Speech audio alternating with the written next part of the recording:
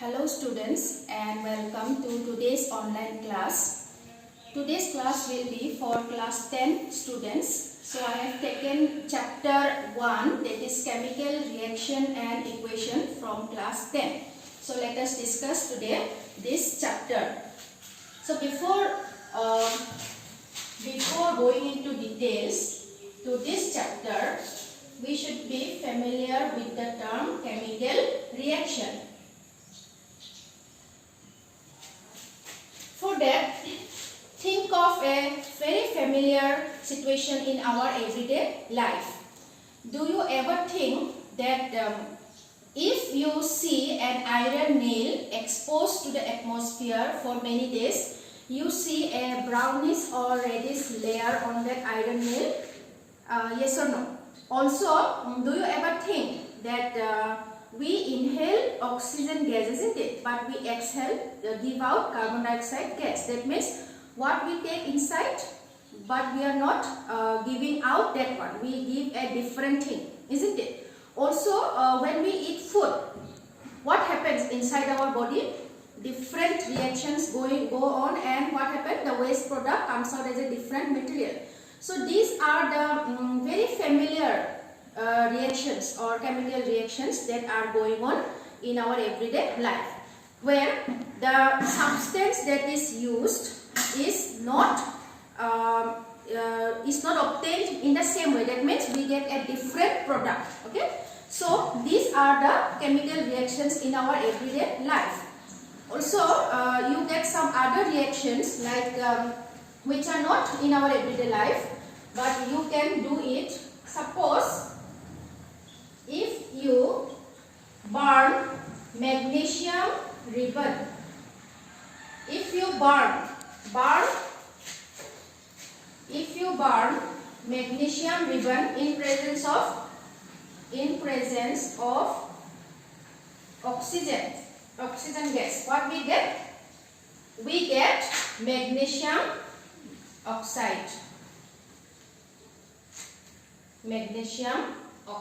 So this is also a chemical reaction, but it does not happen in our everyday situation, everyday life, but we can obtain this reaction. So look here, we burn magnesium ribbon, but what we are getting? Magnesium oxide, a different thing, a different product. So these are called chemical reactions. So what I say chemical reaction? Where chemical change will take place. Okay, chemical change will be taking place is called a chemical reaction. Also, you think of another activity. It is given in your textbook also. If you take some zinc granules, zinc balls or zinc capsules type, and in a test tube, and in that test tube, if you pour some dilute hydrochloric acid or sulfuric acid, okay, you will get a change in the temperature of the test tube. Now all these are chemical reaction. So from this, what you can understand, that in a chemical reaction there is a change in the product that we get. So what might be that change? Okay, so here some change are given. Chemical reaction is that where there may be a change in the state. Change in the state of the product. We know there are three states: solid, liquid, gas. So maybe that some solid or liquid may react together to give a gaseous product like that. Okay, the change in the state, and there may be a change in the color. Change in the color. The things that react may be of different color, but the product that we get may be of different color. Also, there may be evolution of a gas. During a chemical reaction, some gas may be evolved. Also, there will be a change in the temperature. In this experiment, zinc granules with dilute hydrochloric acid or sulfuric acid, there is a change in the temperature, test tube temperature will not be same after pouring hydrochloric acid or sulfuric acid. So there is a change in the temperature. So in a chemical reaction there can be any of these changes. Then we can express these reactions in a very easy way. What is that? It is a chemical equation. So chemical equation means what? It is the simplest way to express a chemical reaction. We need some system in order to express that chemical reaction. Always we cannot write in a simple language, not like zinc granules, added hydrochloric acid, like that. We need a system in order to express that chemical reaction, and that is called a chemical equation. It is the simplest form. Now in a chemical equation you will get two sides, left hand side and right hand side. In between that there will be a arrow mark. This arrow mark will tell us about the direction of the reaction. And in our left hand side we will get the reactants. And on the right side we will get the product. There can be more than 2-3 reactants. Also there can be more than 1-3 products. Okay, it depends on the reaction. So whenever the number of reactants or the products will increase, we just go on adding plus, addition sign. Okay, addition sign.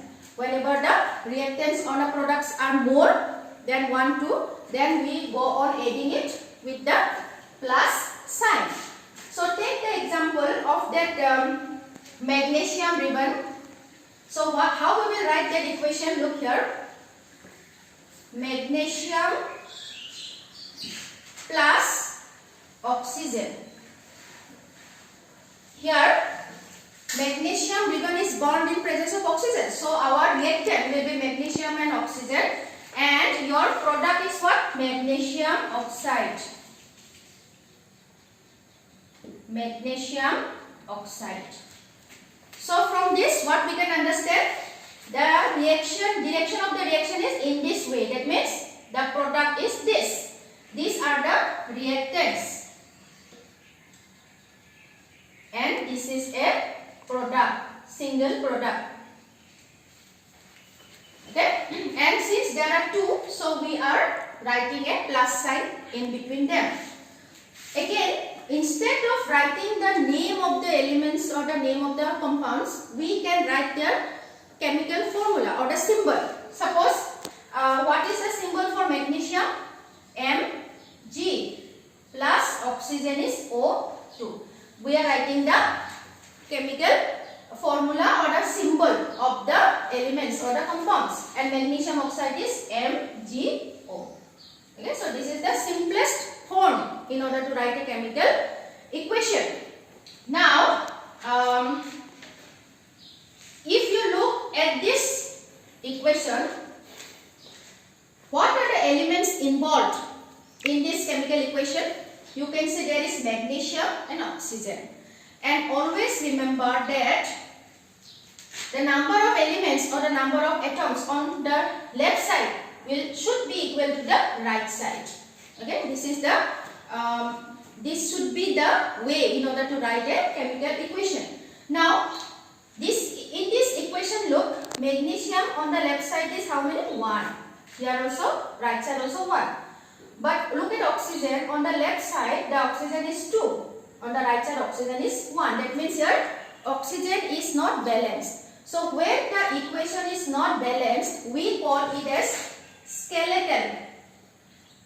Skeletal chemical equation. Why? Because here it is not balanced. Okay. So we need to balance. Chemical equation. We need to balance chemical equation if it is unbalanced. Why we should balance chemical equation? Because according to the law of conservation of mass, conservation of mass that you have studied in class 9. We know what? Mass can neither be created nor destroyed. In a chemical reaction, mass can neither be created nor it can be destroyed. Nor can be destroyed in a chemical reaction. That means the mass, total mass of the reactants should always be equal to the total mass of the products, or the total number of atoms taking place, the total number of atoms of the elements in the reactants should always be equal to the total number of atoms of the elements that we get in the product. So, or you can also write in other way that the total number of atoms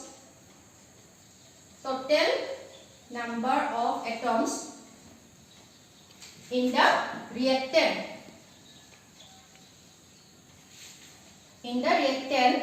should be always same, to that of the product,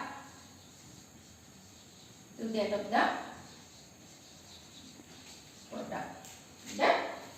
So that is why we need to balance a skeletal chemical equation. So let us take one example and try to balance the equation. Okay? From the textbook, let us take one example. Okay? Take this reaction, Fe plus H2O giving Fe3O4 plus hydrogen gas.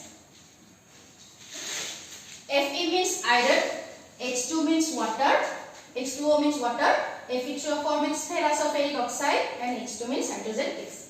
So if you look at this equation, by the heat and the trial method, we will try to balance this. First, you can make a like this table of what are the elements present here. Elements, and here the number of atoms in the reactants, and this is number of atoms in the product. Okay. That means this one will be for left hand side, this one will be for the right hand side.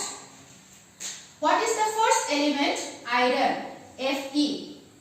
Then second element present is hydrogen. Then third element is oxygen. Now first we will write down what is the initial number of atoms present here. How many iron present on the left side? Only 1. How many hydrogen? 2. How many oxygen? 1. Now come to the right side, on the product side. How many hydrogen? Or how many iron? Sorry, 3. How many hydrogen? 2. How many oxygen? 4. So if you look here, iron is not balanced. Hydrogen is balanced. Again, oxygen is not balanced. So we need to balance it. So at first look at the iron.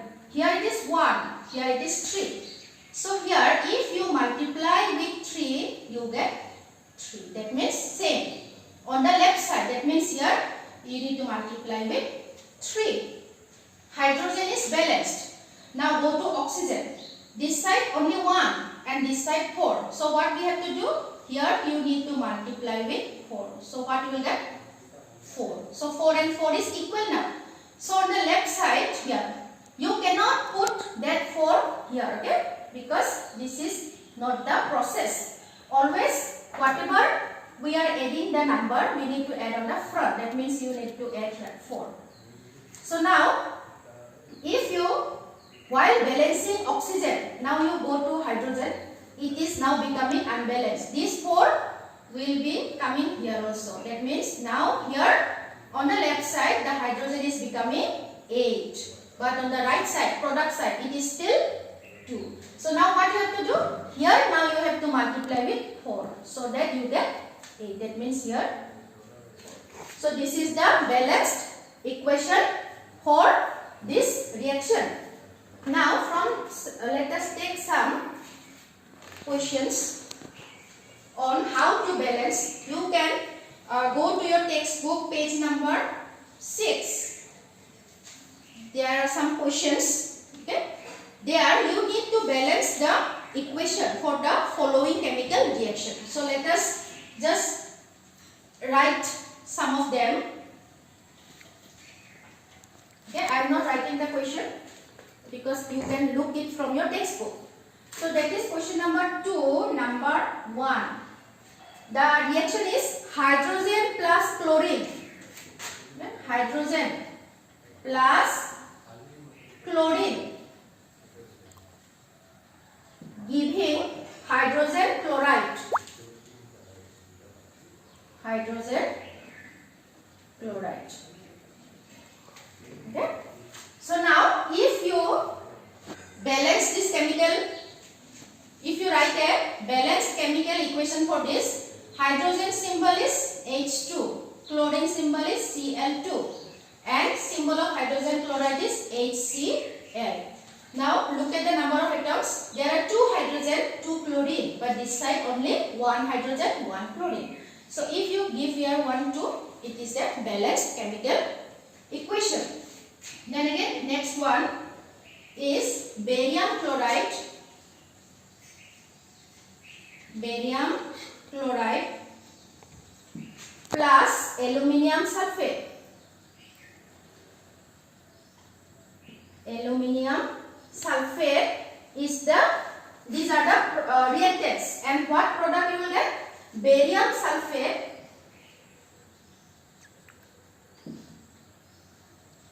and one more product is there, aluminium chloride. Aluminium chloride. So first write down the symbol of this compound. So first barium chloride is BaCl2 plus aluminium sulfate is Al2SO4 whole 3. Barium sulfate BaSO4 plus aluminium chloride AlCl3. Okay. Now we will try to balance. Okay. Look at barium. Barium is here. This side 1, this side also 1. It is balanced. Look at chlorine Cl. Here 2, but here it is 3. And how many aluminium here? 2. Here only 1. So how many sulfate here? 3, but here only 1. So first we will try to balance the chlorine. So you need to put here 3. That means 3 into 2. 6 chlorine. But here only 3 chlorine. So you give her 2. 2 into 3, 6 chlorine. Aluminium 2. Aluminium 2 balanced. Sulfate. How many sulfate? 3 here. So give here also 1, 3. So now barium is 3. Barium 3. Sulfate is also 3. And here sulfate is also 3. So this is a balanced chemical equation. Then write one more. This is sodium plus water. Sodium plus water gives sodium hydroxide